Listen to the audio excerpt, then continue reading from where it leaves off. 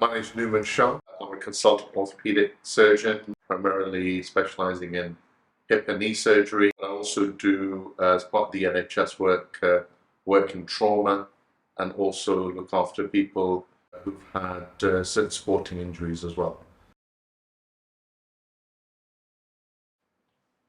I've been an orthopedic surgeon now for over 10 years, primarily hip and knee problems that could be related to joint pains, arthritis. If people have got problems after their joint replacement surgery and require investigation or revision surgery, then that's also something I've specialized in.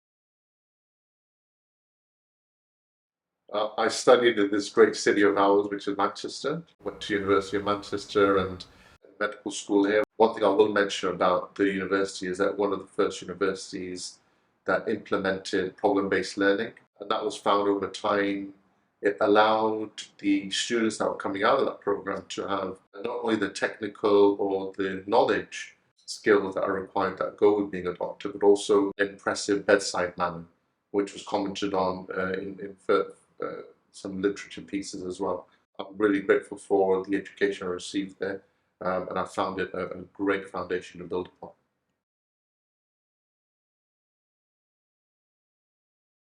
That's a really interesting question. My instinctive answer was to be a doctor.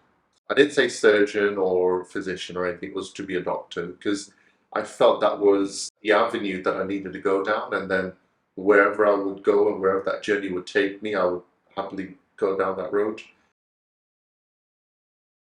In the UK, we work primarily in the NHS, but we also work privately as well. My NHS work takes me to Salford Royal Foundation Trust, which is a major trauma centre. It's a university teaching hospital.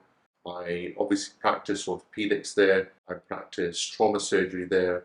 I'm also the lead for the 3D SPIN Centre, which is an acronym for 3D Surgical Planning and Innovation Centre, where we develop models for different surgical cases. And that's across the whole gambit of what we offer at Salford, which is anaesthetics, ENT, orthopaedics. And we're finding that when we use these 3D models, it allows us to develop solutions to them before we take patients into the operating theatre. What I enjoy the most, I must admit that I do enjoy the operating. That does give me a sense of satisfaction, fulfillment, and actually can give you quite instantaneous satisfaction, especially when you've got somebody who is, still working. They've developed really bad arthritis of their hip or their knee. They've been waiting a long time in the NHS, or then come and see me privately. They're in terrible pain. Their quality of life is completely affected. They can't play with their children. If they're a bit older, they can't play with their grandchildren. They can't look after their family or help their family. And some of them do come to me, in tears. And just seeing them after the operation moving, albeit with some pain, but not the really bad arthritic pain, it's really gratifying and really satisfying. Over time, I've developed a repertoire of operations that I feel help my patients with hip or knee problems. Primarily, if we look at people with arthritis or joint pain, then there are a few operations that we can do.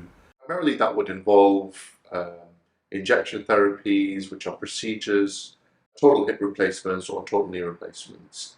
Now, these operations usually can take about an hour to an hour and a half, but if they become complex, they can take longer. They can sometimes stretch to about 2 hours, particularly if we're doing surgeries which require revision surgery, which is where we have to redo the surgery, i.e. we have to take apart a hip or knee replacement that's been done previously, or there's infection, then that can take longer. That you're looking at then 3 hours, sometimes even 4 hours. But there are other procedures that we do, like osteotomies, which is where we break the bone and realign it before any joint replacement surgeries. And in a certain select cohort of patients, we can do that. There are other smaller cases that we do for trauma. Those usually take a lot less time. Like with any surgery, there are risks and complications. That's why during your consultation, I will go through those with you and explain those as fully as I possibly can, and also give you the opportunity to ask questions so we can clarify your understanding. With any type of surgery, when we operate, we are going to make an incision into your skin. That can obviously lead to bleeding. It can sometimes lead to infection. When we're doing the surgical approach, obviously, again, we're well aware of the anatomy. We know where the muscles, the tendons, the nerves, the blood vessels are, so we're careful to avoid those, but they can sometimes be vessels or nerves that we don't expect, and they can sometimes be damaged inadvertently, and that's something that we always counsel patients about and explain that if there was to be any type of complications such as that, what you would experience and what the longer term management would be as a result. The other aspect of surgery is the pain element, and some people think that, oh, I'll have the anesthetic and I'll be absolutely pain free. That's not quite true. During the surgery, you'll be absolutely pain free, and that's key and critical for us to be able to do the surgery. But afterwards, once you recover, you will develop some aspects of pain. But again, we've got abilities to inject the soft tissues around with local anesthetic, for example. There's certain patient-controlled analgesia machines that we have. And we've got other modalities that we can employ to help you with the pain. Thankfully, on a personal level, I've not had to deal with any significant complications for any of my patients. If things do happen, then that is the whole basis of why I've gone through so much training, and I've obviously seen complications from colleagues or my previous trainers and supervisors, and we have a certain regime or a way of managing these complications. My junior trainee surgeon, I always advise them that make sure that if there is a problem or a complication, you do share it with people and talk to the wider team so that you can manage that problem or complication in the best way possible. And by talking through that problem or complication, you will find the best way of treating that and managing that.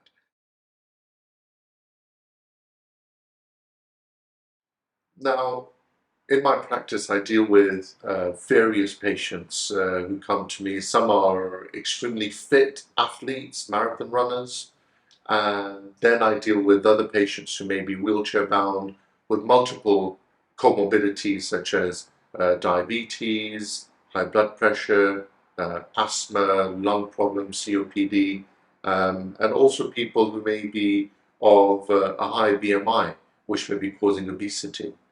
Now, each of these patients require a certain nuanced approach, and not one patient is the same.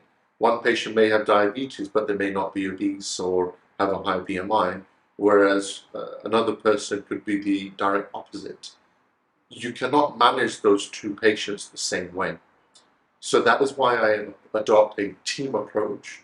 I have my anaesthetists who work with me, my nursing staff who work with me, and they review the patient if we decide to have the operation and manage those medical problems in a very comprehensive manner. If there's anything that we can improve or optimize, then we do that prior to the surgery. It could even mean that I send you to the metabolic clinic to try and see if we can reduce your BMI. It may be that I send you to smoking cessation service to see if we can wean you off tobacco.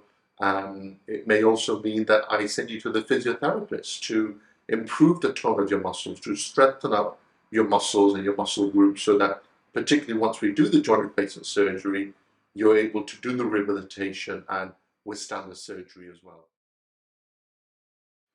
So the type of surgery that I often offer is elective surgery. So that is planned surgery, it's not emergency or trauma. To that end, I always try and tell my patients that because I'm going to be improving your quality of life, it is important that we get you to the best health and mindset possible before any type of surgery.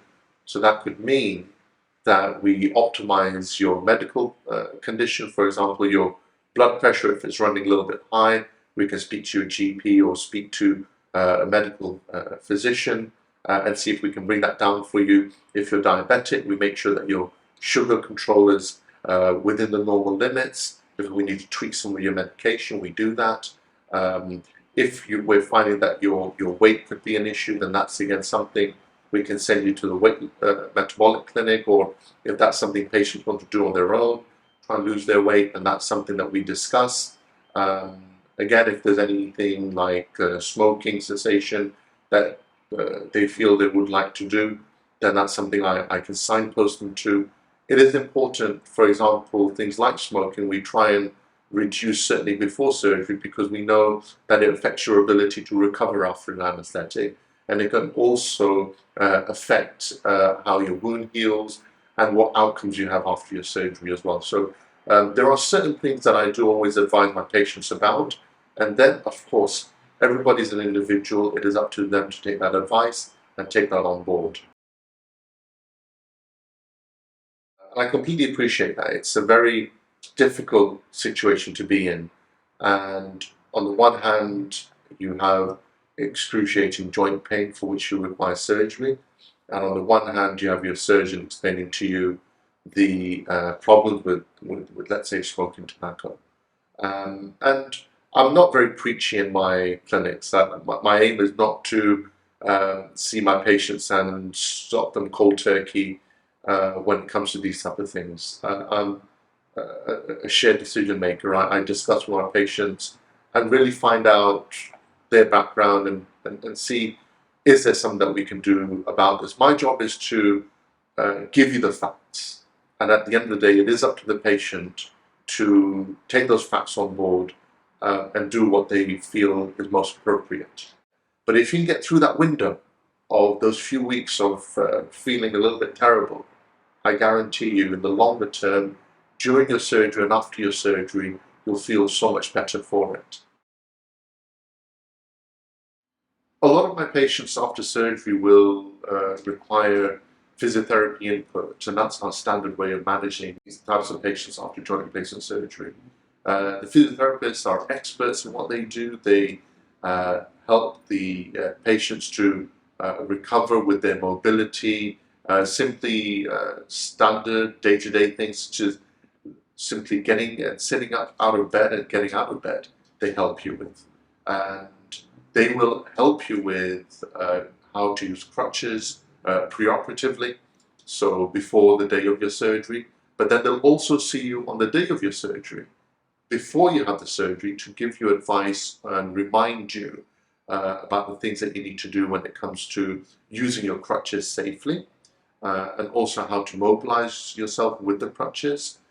For example, going upstairs, coming downstairs, and also they will guide you through your journey of recovery, allowing you to go from 2 crutches to a single crutch, to then maybe a walking stick, to then achieving your independent mobility again.